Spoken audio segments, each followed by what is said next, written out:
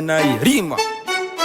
Ni bazan yi shiru ba, ni bazan yi shiru ba.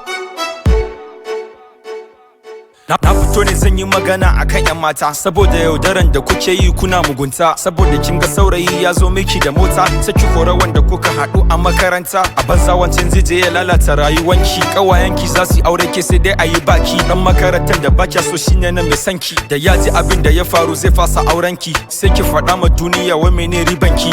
Kin ga kuɗi, kin ga mota, wai ke kin ga dukiya. A gefenki akwai mai san aurenki ne da gaskiya. Bakya ji bakya gani, ke kawai kin bi duniya. So ga ki ga duniya nan sai ku zuba mu gani, ko da yake samari mu ma akwai namu laifi. Idan muka yaudare su ma suna jin zafi. Idan kana son mace zo ka sami iyayenta, ku tsaya ku fahimci juna dukan ku kuzanta. Idan ba su ba da ita ba ai za su baka ita. Daga nan sai ka fara yakin neman zuciyarta. Kira nake ga maza da mata mu zo mu gyara. Idan ba mu gyara ba mu ne nan da yin asara.